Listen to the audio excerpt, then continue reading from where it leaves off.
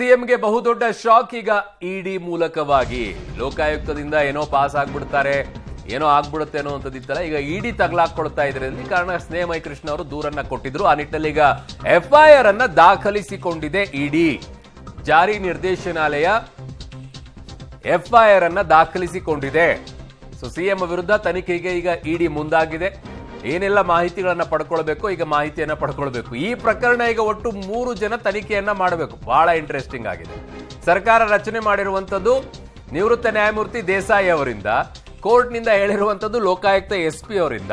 ಈಗ ಇಡಿ ಕೂಡ ಇದರಲ್ಲಿ ದೂರು ದಾಖಲಾಗಿರೋದ್ರಿಂದ ಅವರು ಎಫ್ಐಆರ್ ಹಾಕೊಂಡಿದ್ದಾರೆ. ನನ್ನ ಸಹೋದ್ಯೋಗಿ ಮುರಳೀಧರ್ ನನ್ನ ಸಂಪರ್ಕದಲ್ಲಿದ್ದಾರೆ, ಕ್ರೈಮ್ ಬ್ಯೂರೋ ಹೆಡ್. ಮುರಳಿ, ಬಹಳ ಇಂಟ್ರೆಸ್ಟಿಂಗ್ ಅನಿಸ್ತಾ ಇದೆ ಈ ಪ್ರಕರಣ. ಒಂದ್ ಕಡೆಗೆ ಸರ್ಕಾರ ರಚನೆ ಮಾಡಿರುವಂತಹ ನ್ಯಾಯಮೂರ್ತಿ, ನಿವೃತ್ತ ನ್ಯಾಯಮೂರ್ತಿ ಆದಂತ ದೇಸಾಯಿ ಅವರ ಕಮಿಟಿ ಕೂಡ ಇದೆ ಇದರ ತನಿಖೆಯನ್ನ ಮಾಡಕ್ಕೆ. ಲೋಕಾಯುಕ್ತ ಕೂಡ ಹೋಗುತ್ತೆ, ಈಗ ಇಡಿ ಕೂಡ ತನಿಖೆ ಮಾಡುತ್ತೆ. ಒಂಥರ ಗೋಜಲಾಗಿ ಕೂತ್ಕೊಳ್ಳುತ್ತಾ ಅಂತ ಪ್ರಕರಣ, ಅಥವಾ ಸಪರೇಟ್ ಆಗಿ ಅವ್ರವ್ರ ತನಿಖೆಯನ್ನ ಮಾಡ್ಕೊಳ್ತಾರ?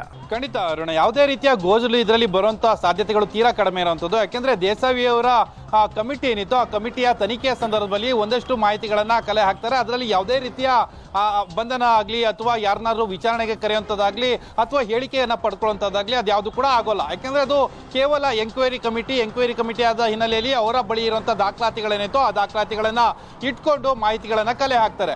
ಆದ್ರೆ ಲೋಕಾಯುಕ್ತದ ತನಿಖೆ ಏನಿದೆ, ಲೋಕಾಯುಕ್ತದ ತನಿಖೆಯಲ್ಲಿ ಏನು ಆಂಟಿ ಕರಪ್ಷನ್ ಆಕ್ಟ್ ನ ಅಡಿಯಲ್ಲಿ, ಅಂದ್ರೆ ಭ್ರಷ್ಟಾಚಾರ ನಿಯಂತ್ರಣ ಕಾಯ್ದೆ ಅಡಿಯಲ್ಲಿ ಈಗ ತನಿಖೆಯನ್ನ ಮಾಡ್ತಾ ಇರುವಂತದ್ದು. ಅದಕ್ಕೆ ಅವರನ್ನ ಬಂಧನಕ್ಕೊಳಪಡಿಸುವಂಥದ್ದು, ವಿಚಾರಣೆಗೆ ಕರೆಯುವಂಥದ್ದು ಎಲ್ಲ ಅವಕಾಶಗಳು ಕೂಡ ಇರ್ತವೆ. ಎಲ್ಲ ಅವಕಾಶಗಳು ಇದ್ದು ಕೂಡ ಅವರು ಮಾಹಿತಿಗಳನ್ನ ಕಲೆ ಹಾಕಬೇಕು ಮತ್ತು 3 ತಿಂಗಳ ಒಳಗಾಗಿ ರಿಪೋರ್ಟ್ ಅನ್ನು ಕೊಡಬೇಕಾಗಿರುವಂಥದ್ದು. ಇನ್ನು ಇದರಲ್ಲಿ ಅಂದ್ರೆ ಇಡಿ ಅಧಿಕಾರಿಗಳು ದಾಖಲು ಮಾಡ್ಕೊಂಡಿರುವಂತಹ ಪ್ರಕರಣ ಏನಿದೆ, ಅದರಲ್ಲಿ ಏನು ಮನಿ ಲ್ಯಾಂಡ್ರಿಂಗ್ ಆಕ್ಟ್ ನ ಅಡಿಯಲ್ಲಿ ಪ್ರಕರಣವನ್ನ ದಾಖಲನ್ನ ಮಾಡ್ಕೊಳ್ತಾರೆ. ಅರುಣ್, ನಾನು ಈಗಾಗಲೇ ಹೇಳ್ತಾ ಇದ್ದೆ, ಮನಿ ಲ್ಯಾಂಡ್ರಿಂಗ್ ಆಕ್ಟ್ ನ ಅಡಿಯಲ್ಲಿ ಈ ಪ್ರಕರಣ ಯಾವ ರೀತಿ ಬರುತ್ತೆ ಅನ್ನೋದ್ರ ಬಗ್ಗೆ ಸಾಕಷ್ಟು ಪ್ರಶ್ನೆಗಳಿತ್ತು.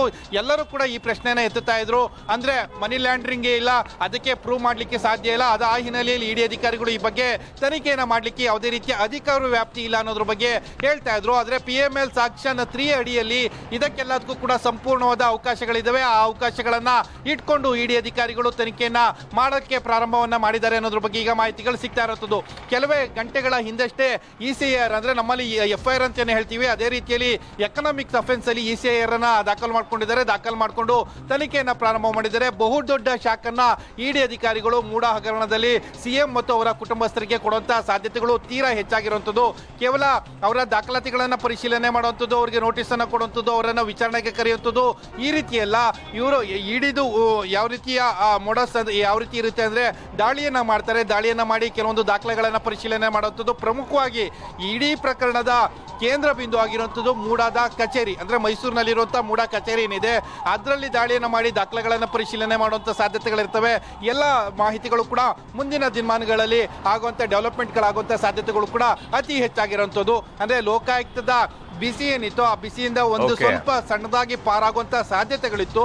ಆದ್ರೆ ಇಡಿಯ ಬಿಸಿ ಏನಿದೆ, ಇಡಿಯ ಬಿಸಿ ಮೊದಲಿಂದನೂ ಸಾಕಷ್ಟು ಆರೋಪಗಳನ್ನ ಮಾಡ್ಕೊಂಡು ಬರ್ತಾ ಇದ್ದಾರೆ.